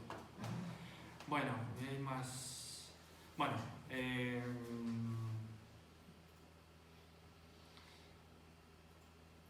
y luego ya montado. Este es el que vais a ver ahora físico. ¿Veis? Una vez que ya está montado, a mí me gusta más ser austero, porque somos del siglo XXI, no hay que... Bueno, a mí por lo menos me gusta así, más neutro para que la imagen se concentre en la obra. Bueno, esto voy a ir un poco más deprisa. Esto es cuando lo tengo que hacer en exteriores, esto es en un pueblecito, tuve que habilitar en un garaje y todo el protocolo, aquí son las cubetas para... Y esto es como hice el otro daguerrotipo que os voy a enseñar. Como no me salía la primera y tenía que repetir la toma, lo que hacía era marcar literalmente en el suelo con spray, marcaba la... Bueno, la obsesión por la medición, ¿vale? Yo siempre soy obsesivo con el tema de medir, bueno, diferentes tipos de fotómetro, que seguramente lo reconocéis, pero este aparato de aquí no es un fotómetro. Este aparato es un ultraviolímetro, que lo que me está midiendo es la radiación ultravioleta. Y diréis, joder, qué pijo, ¿no? Y qué... Bueno, pues influye. Porque no es lo mismo hacer una toma y con datos de fotómetro por la mañana, con un sol que pica, es fuerte, a por la tarde. Los valores de fotometría eran iguales, pero el sol no picaba. Salió subexpuesta la placa. Entonces, no solamente es necesario medir la exposición, que ahora veréis, esta es una tabla, bueno, por supuesto se mide con valores EV, y esto es una tabla Excel que alguien muy técnico nos hizo el favor de hacer, porque se lo calculó el milímetro. y tenemos que hacer una especie de conversión. Tú pones el fotómetro en valores EV, con sensibilidad 100 NASA, y en función del EV que te dé, el valor alfa, normalmente es para el micraje y el tipo de galvanizado que te han hecho en tu placa, ¿vale? Alfa 45. Entonces, bueno, ¿qué ocurre? Que a mí, por ejemplo, la exposición me daba EV 13,5, 5 minutos, o sea, perdón, 6 minutos, pero yo al final le di 5 minutos. Es decir, aunque tú tengas los parámetros, luego la experiencia te dice que tienes que variarlo. ¿Por qué? Esta es la imagen que vais a ver. Porque hay veces, bueno, el daguerrotipo Becquerel solamente tiene 5 diafragmas de tolerancia. O sea, blanco, negro, 2 grises, o sea, y 3 grises. O sea, que es un ratio horroroso, no tiene apenas latitud. ¿Qué ocurre? Que si tú quieres sacar detalle en las sombras, revientas y solarizas, ¿vale? Acordaos, fijaos cómo es la escena, ¿vale? Bueno, siempre es la inversión, lógico, es un positivo directo. Pero para no reventar y sacar detalle, yo lo que hice es restar de lo que me decía la tabla de 6 minutos, 5 minutos, para obtener este daguerrotipo. O sea, con esto lo que os pretendo decir es que una cosa es la teoría, pero luego la práctica, porcentajes de humedad, el yodo, si la coloración del yodo es diferente, si en vez de amarillo magenta es magenta, cambia radicalmente. Entonces siempre es, entre comillas, una lotería. O como me decía un compañero, algo que tenían los fotógrafos antiguos del siglo XXI que no tenían nuestra tecnología, pero a fuerza de práctica tenían algo que habían depurado, que es la sabiduría que da el contacto con la materia, del saber porque estaban cocinando todo el tiempo. Entonces, y eso es cierto, porque tú desarrollas una especie de percepción y como en la habilidad con el tema de tocar el violín o verter el colodión, que es la memoria del cuerpo, la percepción de conocer el material, eso te lo da la práctica. Y llega un momento en que ya no es racional, es la parte del inconsciente que te dice, no sé por qué, pero tengo que alterar la medición, porque me va a ir mejor. Y no falla, ¿eh? No falla. A fuerza de ensayo y error, tú desarrollas esa perfección. Y eso es una de las cosas bonitas, a mí, o más encantadoras para mí que tienen estos procesos. Bueno, aquí como revelaba, yo siempre revelo con una luz halógena, no al sol, porque no me fío, precisamente por la radiación ultravioleta. Entonces, si el sol no pica, y no es lo mismo tener la placa al sol 1 hora y media o 2 horas con el sol picando, que con el sol del atardecer, ¿vale? Eso le está dando la luz, pero no tiene ni chicha ni limonada, no vale. Bueno, estos son los... me lo voy a saltar. Bueno, es la colección de todos los daguerrotipos que hice. Y bueno, aquí la marcianada de utilizar los flashes para hacer un retrato con el Becquerel. O sea, recordad que son 0,006 ISO. Bueno, aquí por ejemplo, yo antes de ponerme siempre ponía Merceditas, que es mi maniquí. Y no se mueve y le puedo dar todos los castañazos que quiera. Fijaos, 6 fuentes de luz de 3.200 vatios cada uno a tope. Y aquí sí quise, así, bueno, claro, era para la modelo, para el maniquí. Le quité, ¿veis? Están los tubos de destello directos, porque yo pensaba que en aquel momento, que quitando los Pyrex iba a dar más castaña. O sea, están literalmente pegados. Sí, sí. ¿Vale? Bueno, de hecho, con un destello ella salió expuesta, pero claro, es pintura. Entonces, la reflexión de la luz es mucho mayor que la de Elmis humana. A mí no me sirvió, salió subexpuesto. Yo lo que tuve que hacer es pegarme 2 destellos a plena potencia. Yo no me atreví, por supuesto, y con los ojos cerrados. Porque de hecho, a esa distancia probablemente hubiera tenido riesgo de desprendimiento de retina. Catapaf. ¿Vale? O sea, me sacudí 44.800 vatios, así, muy de cerca, para poder exponer un daguerrotipo Becquerel. O sea, una locura. ¿Vale? Es también la primera vez que lo he visto y no me lo vuelvo a hacer, por supuesto. Y aún así, aunque me estuve quieto, ahí En el daguerrotipo se ve una doble imagen, porque es inevitable. Es que cuando hace ¡pa! Solo este movimiento y recolocarte, ya te has movido. ¿Vale? Bueno, y con esto, para no enrollarme más, es mi experiencia con el daguerrotipo. Vamos con la platinotipia. Y en la platinotipia os voy a poner un vídeo de cómo emulsiono, y bueno, más o menos para que veáis el concepto del platino, y luego entramos directamente ya a saco con el proyecto.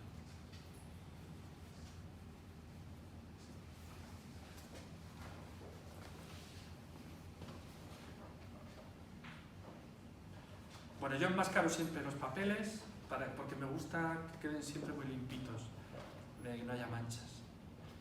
Yo el platino lo hago con muy poquito platino, justo. No, hay mucha gente que se lía con la brocha y dale que te pego. Eso es un dineral. Yo no lo tengo.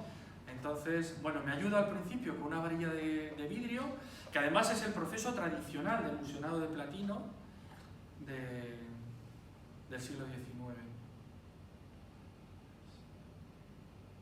¿Veis? Depende, en la época del año, corre del tirón.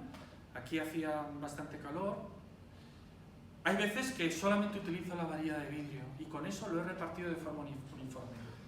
Pero bueno, también me gusta mezclar, y esto es con la brocha jaque. El platino tienes que ser muy ágil, porque a medida que se va secando, ya deja marcas. El platino me gusta mucho porque es una emulsión donde no tiene un aglutinante, no tiene... Ay, siempre se me va la... el nitrato de plata, ¿cómo se llama? La... Gelatina. Joder, siempre se me va... Eso, no lleva gelatina. Entonces, la emulsión es muy bonita porque se embebe, se introduce dentro de las fibras del papel. Aquí, una vez que está seca, húmeda no, porque además el platino se come literalmente, se pega al negativo, y tanto el negativo digital, que es el que yo empleo aquí para estos tamaños, como una placa de blanco y negro, o sea, no lo sacas, literalmente se pega y ya se ha arruinado, echas a perder. Yo expongo con tubos de ultravioleta. Ahora lo que se emplea mucho también es los LEDs, que funcionan muy bien. Bueno, yo cogí los tubos de Solarium y funcionan. Aquí estoy posicionando para que no te quede la imagen torcida y que puedas ver la impresión de platino con los bordes del papel y la mancha, pues que se quede perfectamente bonita. Se pueden usar chasis con presión por detrás, pero yo pongo, como soy muy bruto, pongo un cristal que pesa un huevo, la aplasta y directamente se queda por contacto directo. Siempre estoy con la brocha porque yo no retoco mis platinos.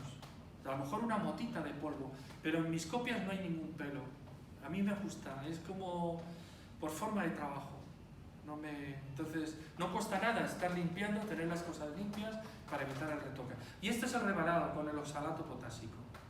En el platino es muy chulo porque la imagen surge de golpe y aparecen.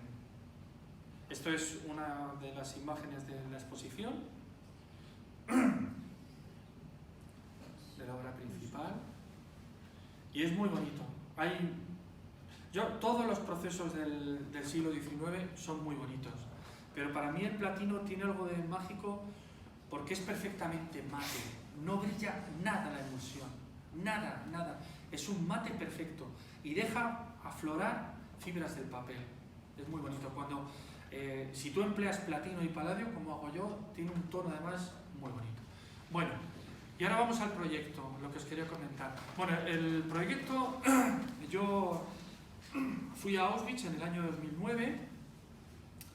A mí no es que me interesara excesivamente todo el tema de la Segunda Guerra Mundial, bueno, pues por películas de guerra y cosas de esas, pero yo vi, por casualidad, una obra que os recomiendo, que es uno de los grandes documentales de la historia del cine, que se llama Shoah, de Claude Lanzmann. Me parece una obra magistral. Os voy a poner una escena porque me gusta que de alguna manera percibáis el tono de la influencia que a mí me hizo ir para hacer ese trabajo. El testimonio de este hombre fue a mí el que me conmovió, fue tremendo y me hizo querer ir a aquel lugar. La verdad es que os recomiendo el documental entero, son 9 horas, pero es una auténtica pasada. 9 horas, sí. Sí, este hombre tardó 12 años en grabarlo y montarlo. Y bueno, este testimonio, pero hay más, los que eran del Sonderkommando, es brutal. Tampoco quiero que condicione.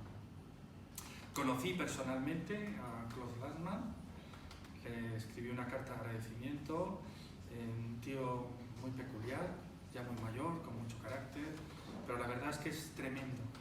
Entonces, cuando yo fui a Auschwitz, a Polonia, claro, yo venía muy influenciado por esta obra. Pero cuando vas a... ¿Alguien ha estado en Auschwitz? ¿Alguien? ¿Sí? Bien. Bueno, yo personalmente cuando estuve allí sentí, es como para mí, es mi opinión personal y por supuesto he hecho un trabajo subjetivo con la experiencia que yo sentí en Auschwitz. Para mí es un gran agujero negro, ¿vale? Tiene una energía de vacío tremendo. Hay mucha gente que lo llama como la presencia de la ausencia. O sea, es una especie de lugar de un dolor permanente. Yo estuve trabajando allí 6 días, además dormía en el hotel de enfrente y bueno, terminaba con unos dolores de cabeza tremendos, porque es una energía que al principio la notas sutil. Yo no sé si la persona que ha sentido algo parecido o... Sí, no, es una energía muy negativa. Muy negativa, ¿verdad? Y bueno, en concreto hay el blog de las cenizas, de pelo y zapatos, ese tipo de rollo. Bueno, yo por supuesto tenía un permiso especial del Memorial Museum para hacer el trabajo y bueno, yo lo que hacía para evitar el circuito de la gente iba por el lado contrario. Y el que conoce el Auschwitz I entras por la cámara por el crematorio, o sea que es horroroso, saldrá heavy. Pero bueno, nada más verlo, bueno, os voy a enseñar, esta obra se compone de una obra de contexto para que la gente entienda de dónde viene la obra principal y en la obra de contexto os voy a poner, bueno, son varios ejemplos, no os voy a poner toda la obra porque yo lo que deseo es que vayáis a ver la exposición y veáis físicamente la obra. Pero es muy interesante para ver el ejercicio de conversión. Por supuesto, este trabajo lo he hecho en digital, no lo hice en analógico. En el año 2009 yo no conocía los procesos del 19, tenía unas referencias, a mí hay una fotógrafa que me encanta, que es Sarah Moon, que me gusta muchísimo. Sí, Saliman está muy bien, pero a mí me encanta. Sarah Moon es... Y bueno, tenía esa referencia, que por cierto, Sarah Moon en muchas copias tiene referencias que se asemejan mucho a la estética del Collodion. Bueno, esta es una imagen, esta es la imagen original. Tuve la suerte que en la primera semana de diciembre de 2009 había bancos de niebla muy importantes. Esto es lo que llaman el Judenramp, que está a no sé cuántos kilómetros, pocos kilómetros de Birkenau. Y este es el proceso. Bueno, a mí me llevó entre la elaboración de la estética de las imágenes y luego coger cierta soltura para poder materializar en platino, me llevó cerca de 2-3 años el proceso. Luego, posteriormente, ha pasado un tiempo hasta que he incorporado, que no lo he traído porque es una especie de sorpresa de la exposición, un tríptico de Collodion muy potente, que yo os recomiendo que veáis, y también un daguerrotipo de la imagen. Bueno, esta es la imagen original y esta es su conversión de platino. ¿Vale? Esto es lo que hace el platino, un proceso del siglo XIX. La imagen digital, en color, esto está en modo automático del balance de blancos, y la conversión de platino. Por supuesto, esto es una reproducción, que es malísima, pero que ahora veréis el original, por cierto, esta imagen. Y este es todos los RAW que tiré ese día. Diferentes pruebas, o sea, el lugar era así, y estaba así. Además, ante el temor de que se fuera la niebla, hice bracketings directos. Vale. Esto es un ejemplo. ¿Vale? A mí lo que me ha dado el platino en este trabajo es captar cierta atmósfera del lugar, porque al final, después de ver el sitio, tras la influencia de Lanzmann, de su documental, yo vi que el trabajo lo tenía que articular sobre la memoria del lugar, no sobre ningún superviviente, porque no los conocía, y mejor que ese documental yo no iba a hacer nada. Pero sí la memoria. El sitio tiene rollo. De hecho, ¿visteis la exposición que hubo con el vagón aquí en la Castellana? Si os fijáis, uno de los vagones, te acercabas y tenía rollo. El vagón tenía una presencia. Entonces, bueno, tuve claro que tenía que articular. Me costó mucho decidirme y querer hacerlo en blanco y negro, porque no quería tampoco al principio que mi trabajo compitiera con las imágenes de archivo que están escritas en blanco y negro, ¿no?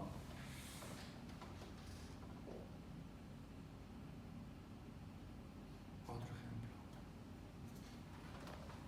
La imagen original y su conversión en platino.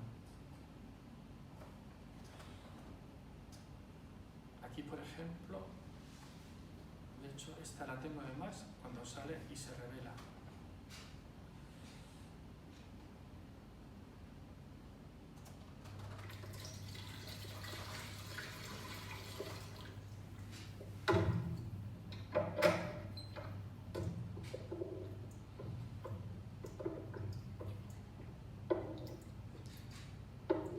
El platino, los primeros segundos, realmente la imagen ya surge a los 30 segundos, pero hay que consolidar más tiempo para que los negros se pongan potentes y bonitos.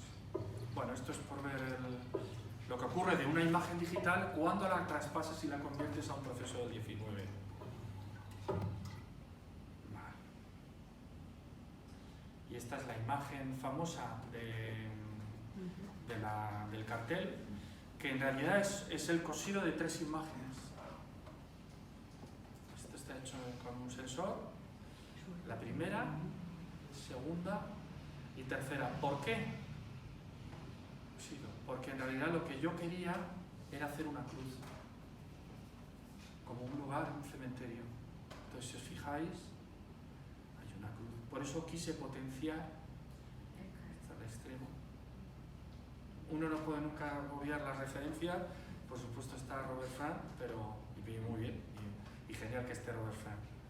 Pero sobre todo es una cruz, ¿vale? Porque es un cementerio el lugar. Y su conversión en platina. Esto es lo que nos da. Aquí hablaba de la influencia de Saramón. Yo el colodión no lo conocía, pero sí conocía, porque había estudiado muy bien, la obra de Saramón.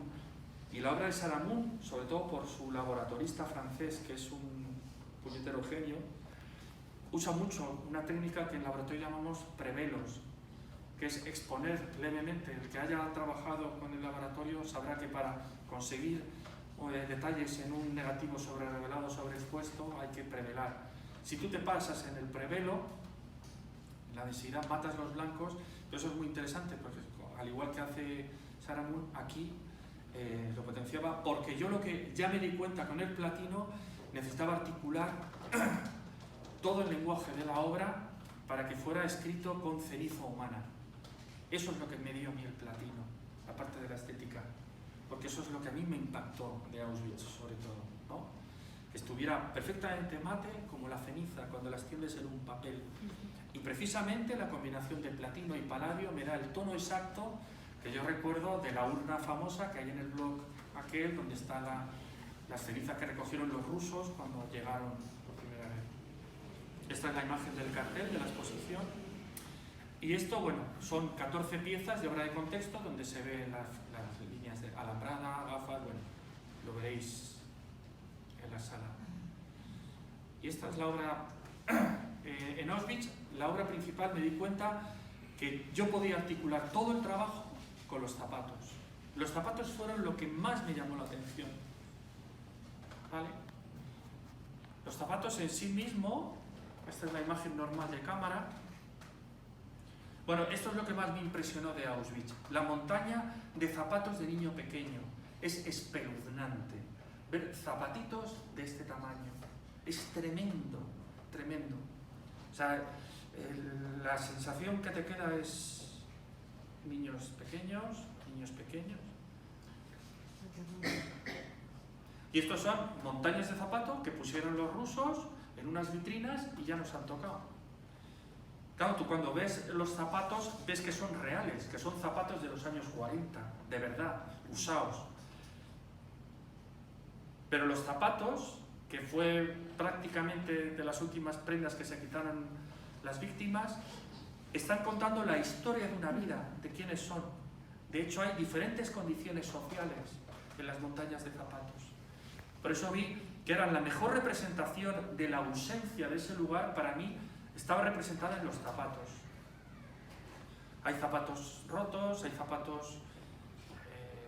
zapatos que se ve que hay una condición social, al lado de otros que están con clavos. Bueno, montañas. Entonces, bueno, las imágenes en sí estaban bien, pero no, si las convertía en blanco y negro, pues no decía nada, no escribía nada. En el mismo pabellón, como he comentado, hay algo también muy importante, que es los restos de pelo de mujer que había. Que además se analizaron y contienen cianuro.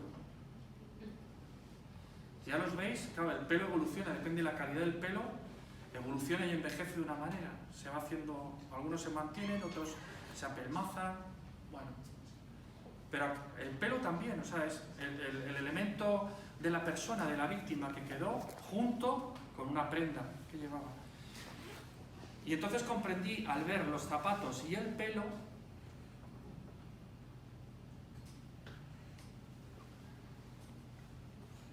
que si yo fusionaba uno y otro, aparecía otra cosa. Ya dejaban de ser, aunque se veía que eran zapatos, y se puede intuir que hay pelo, pero de repente se convierte en otra entidad. La fusión del pelo y los zapatos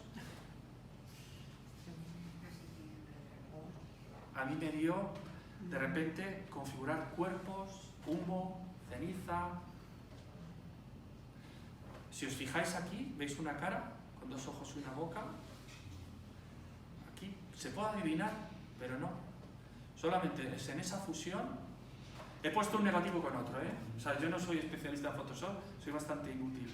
Y las imágenes no están retocadas. Simplemente es uno con otro, a blanco y negro. ¿Veis? Esta es la realidad y para mí esta es otra dimensión, otro plano. ¿Vale? Yo estoy articulando un lenguaje para llevarme el trabajo a la experiencia que yo viví, a la que yo sentí.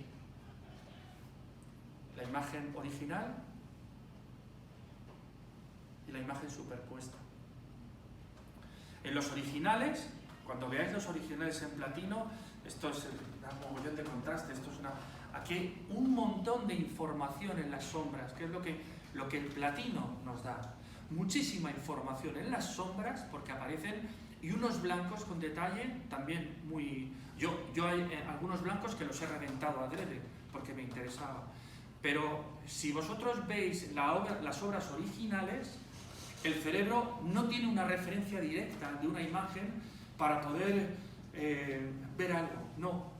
Entra en una especie de letargo y poco a poco, como cuando veis una placa de mármol que decía Leonardo, que en las grietas vais viendo siluetas y figuras, es alucinante.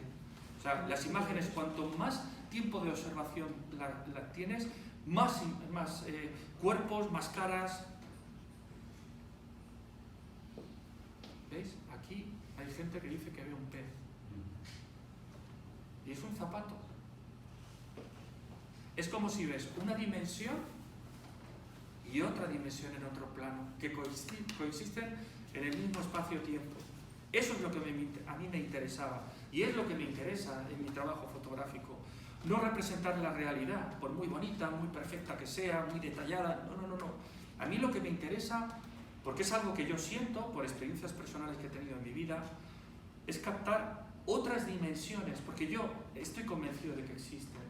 Entonces, en mi trabajo yo busco de alguna manera conectar, que tiene mucho que ver también con la experiencia onírica de tus sueños, ¿vale? Zapatos y de repente hay otra cosa. Y de repente hay otra cosa. ¿Lo veis?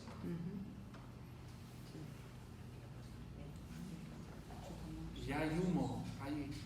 Pero no son efectos de Photoshop. Yo no he estado pintando.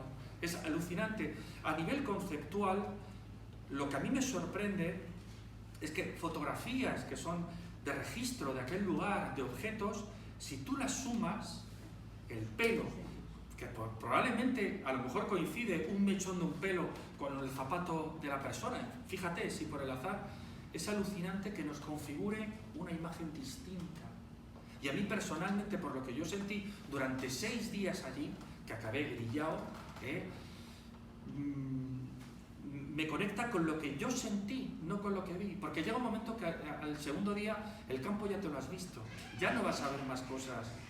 Pero si tú sigues y estás y no te vas durante las horas que puedes estar, tú te vas empapando de la energía del lugar, ¿vale? Y es muy sólida. Zapatos de niños y de repente aparecen caras. Pero la configuración de las formas y de las caras, como es imprecisa, a mí me parece mucho más sugerente. En la imprecisión hay mucha más sugerencia a una forma. Cada uno verá, ¿qué es lo bueno? Las imágenes están abiertas. Cada uno, en función de su referencia visual, verá diferentes tipos de... ¿Veis? Es que es tremendo. Zapatos y de repente surge otra cosa. Con el tiempo, después del trabajo, porque en el 2018 volví a retomar y tuve que hacer 3 ediciones de la obra, perfeccioné mucho más la técnica. Después de ver y trabajar, me di cuenta del por qué había llegado a esa conclusión. No fue un trabajo racional, fue un trabajo del inconsciente. Es algo que yo, con 13 años, esa imagen ya la había visto. Esto es lo que yo viví con 13 años. Sobreviví a un accidente de tráfico. Y esto es lo que yo vi en el efecto de cuando te despiertas de un shock, cuando te estampas a 180 km/h con 2 vehículos. ¿Veis?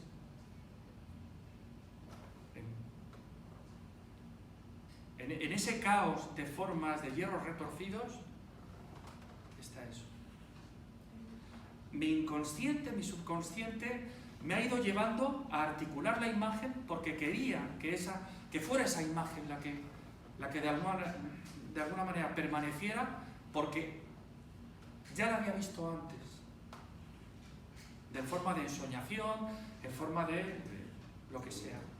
Entonces, una de las cosas que yo reivindico, por encima de todo, en el trabajo de autor, de un fotógrafo, es que hable de sí mismo, de sus experiencias, de lo que le guste o de lo que le atormenta.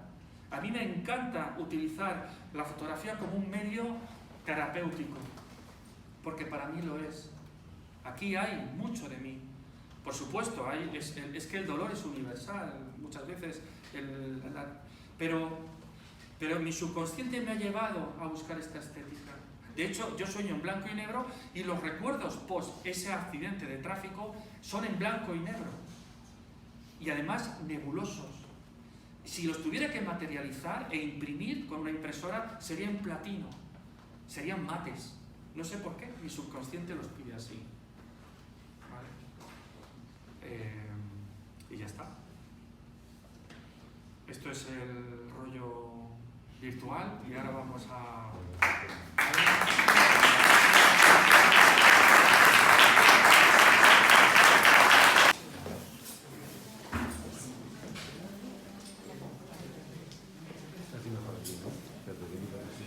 Sí, o aquí mismo, ¿no? Con la luz. Esto es lo bonito. Mirad. Os voy a ir poniendo con esta luz para que podáis observar la realidad. Que una cosa es haberlo visto en el proyector, una reproducción. Esta es una de las piezas. ¿La iluminación la pusiste tú? No. Ya has visto el tratamiento. Es la conversión. De hecho, yo le quité información al RAW Porque el exceso de información en las sombras me parecía que no hay que contar todo. Tienes que quitar, ¿por qué? Porque en la sombra, que cada uno imagina en la sombra que hay, ¿vale? Es el vacío. Muchas veces tenemos que quitar información en una imagen para sugerir a los demás. Tenemos que sugerir y dejar que la imaginación invente historias. ¿Vale? Pero como habéis visto, la niebla era real, yo no la he pintado. Las obras de contexto tienen este tamaño y es lo que lo comentaba. Yo no me gustan los tamaños enormes. Me gusta este tamaño porque cuando te enfrentas a él, tú estás viendo un diálogo con ese dolor, con esa tragedia. Y yo personalmente quiero estar solo. Es como, a mí me gusta ver las películas solo. No me gusta tener a alguien que está mascando palomitas en mi historia. Yo quiero adentrarme e imaginarme qué podía pasar, cómo olía ese sitio, ¿no? Eso es... Hay 14 piezas de este tamaño y luego la obra principal, que os la voy a enseñar, para que veáis cómo son los zapatos con el pelo.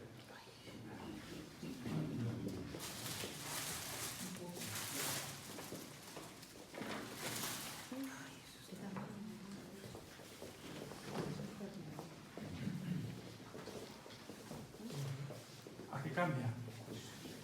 Podéis acercar, ¿eh? Dice, el platino lo que tiene, al ser perfectamente mate, parece que es ceniza. La elección del platino era porque quería que se pareciera a la ceniza humana. Y en esa sutileza te está contando una historia de dolor, de estar sin gritar, sin chillar, pero que permanece. Es como el testimonio de ese señor, ¿vale? La contención, el cómo de repente se calla ese silencio y cómo tiene que secarse las lágrimas. Él está articulando un lenguaje que no grita, pero te está contando todo, ¿vale? Y se te queda grabado, porque en su silencio, en su dolor hacia adentro, te está contando muchísimo más que si gritara, es que lo pasé fatal, es que eso fueron, qué cabrones. No. Y el platino y este trabajo cuenta esto. ¿Qué ocurre? A mí estas imágenes me parecen tremendamente poderosas porque cuanto más las miras, en esta a lo mejor no, pero en las 20 que son, exacto, son muy sugestivas, ¿vale?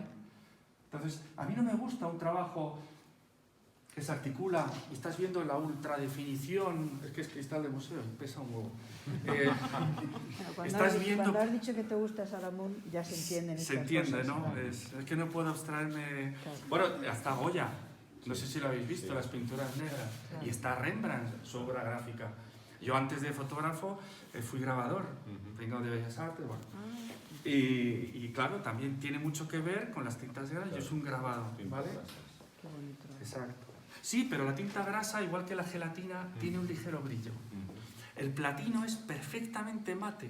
Es como coges ceniza de un tizón, la ¿Y extiendes... por qué ahora que es tan perjudicial para la salud el platino? Bueno, comparado con lo que hay ahí también. Por eso. Claro, lo comemos. No, pero decía por el proceso, o sea, todo lo que es el proceso de No, fabricación, el platino... A ver, el problema de los metales es que entra en contacto con la piel y... No, es que el organismo no es capaz de eliminar el metal. Esto pasaba a Isabel Muñoz, ¿no? Puede De ser, todo lo que ha hecho. es posible, Que ha hecho dos piezas muy grandes, además. es acumulativo.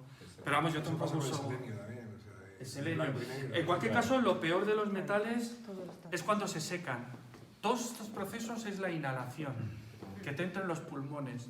Por ejemplo, si tú aceleras el secado del platino con un secador, al secar, eso es. Y cuando lo respiras, ahí es lo chungo. Mira acá, es que pesa un poco. Sí. Pobre, ¿y cómo lo has traído todo esto? Madre mía. Pues un coche malamente.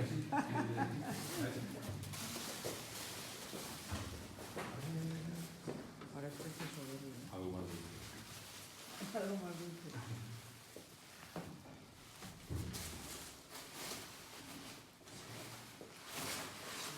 Bueno, un corodión. Ahora ya vamos a alegría. Es el primero que he puesto. Qué bonito.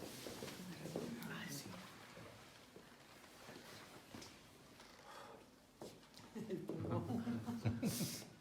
el nido. Está súper bonito, limpito, pero sobre todo, de verdad, los que habéis trabajado con una cámara de gran formato, si os acercáis, mirad el foco. Tú que pilotas y controlas. Y no parece que lo digan. Y no parece que lo digan. Pues siempre tiene un halo. Pues el halo tranquilo. No, bueno, el halo es por el revelador, por verlo, pero fijaos, y eso que está encerado. Tiene mucho más foco que el... Sí. Se ve la curva, no Sí, solamente sí, los sí. ojos. Bueno, es un foco rabioso, Pensad que esto no es autofoco, que la cámara está aquí y ella salta en el aire. O sea, conseguir foco en el aire, o sea, es alucinante. Sí, sí. Con la profundidad de campo de una placa de 8 o 10. Es el rizo del rizo. Es el rizo del rizo. A mí muchos americanos en el Facebook me lo dicen, el hate off, me quito el sombrero lo que ha hecho, ¿sabes? Por eso, no sé, me parece como colodión no sé, es una proeza. Es una hazaña. Mercados. Sí. El cerrado se ha hecho con la iluminación. Es la iluminación. Claro, tú sabes que en Ecolodión yo no puedo hacer una reserva. O sea, esto es... Aquí no hay trampa ni cartón, este es el negativo, Es como una diapositiva. Vamos, todos Exacto. Aquí no hay... No hay alteración posible. Igual que una mácula, una ostra, que es cuando el nitrato de plata por fuera vuelve otra vez a la parte... Ambrotipos no haces. Sí, tendré que hacer, pero para hacer negativo. Sí, ambrotipos he hecho vidrio negro. El vidrio negro, claro, es muy bonito, pero es muy puñetero. Porque cuanto más perfecto es el vidrio negro, que yo lo pido de Checoslovaquia, craquela y levanta la emulsión. Es un... Mamut, ¿no? Sí. No, es... Al cabo del tiempo empiezan a... No sé qué tiene, no agarra. Y eso que lo pulo es... Bueno, y ahora vamos a la trufa blanca, para mí de la fotografía. Vamos,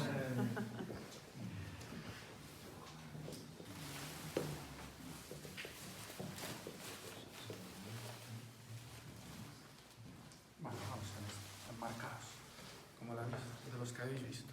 Mirad.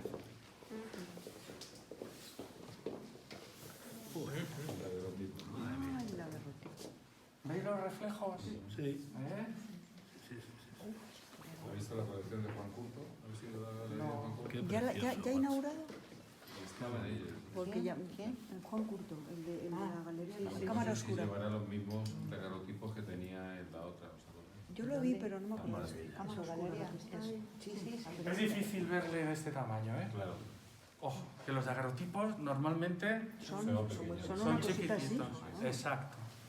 También uno... Ahora os voy a poner el paisaje este del pueblo.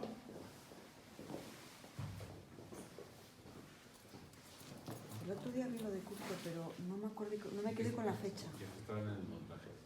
Yo me refería a la anterior, a la que puso así. Pues toda es que va a la poner estética que otra ahora. tuvimos. Ya. Joder. Fija que es Bonito,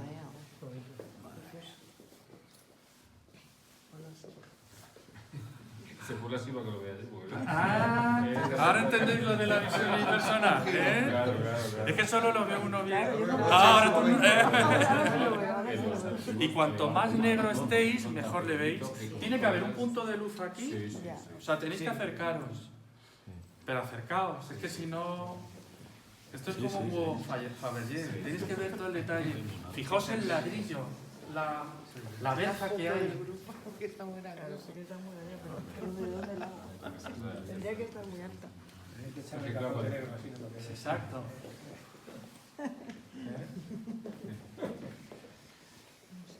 ¿Qué es lo que tiene? Lo tiene su guasa, Bueno, ahí salen ráfagas. Esto, por ejemplo... La ruedita es así. Ah, ¿el no. soporte o...? No, esto es porque hay dos cristales de... No, porque el cristal no es bueno. ¿Qué va? No, el daguerrotipo no lo tiene, es perfecto. Claro, eso Que sí. parece una abertura. Sí, no. Es el cristal.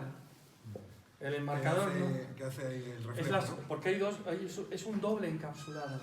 Entonces, ¿qué ocurre? Que al poner dos cristales de museo, el cristal, al no ser bueno, deja esa especie de... Ese rastro. Exacto, es horroroso, pero ya no lo puedo quitar. O sea, si ahora abriera el daguerrotipo para cambiar, Buah. Ahora, y ya me la estoy jugando porque fijaos la cantidad de oxígeno que hay dentro capsulado. Eso es muy perjudicial. La gente no... Al moverlo, ¿te refieres? No, eso está dentro. ¿Debería ser más estrecho? El mínimo posible. Claro, con un passepartout, claro, tienes... Pero aquí ya me la jugué porque quedaba muy bonito. Sobre todo para que veáis físicamente el negativo como es. Aquí es otro rollo. Qué delicadeza. Espectacular. Le mueves y dices, sí, están los platinos, con lo bien. Pero yo siempre digo, cuesta muchísimo hacerlo. Pero cuando tú lo tienes, lo puedes reproducir, lo sacas en Facebook, haces un vídeo, da igual, porque es tridimensional. Además pesa, porque la placa pesa, ¿sabes? Entonces es algo tan físico, tan que dices, para mí esto es, ¿sabes? Y ahora os voy a enseñar uno de mercurio. Para que vean, solo logré hacer uno. Es mi tarea.